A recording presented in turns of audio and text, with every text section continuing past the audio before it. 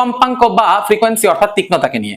হচ্ছে simple pendulum বা সরল দোলক। এই বলটাকে যদি আমি এখান থেকে ছাড়ি, সেটা একবার ঘুরে আসলো, এটাকে আমরা বলবো পূর্ণ দোলন বা অসিলেশন।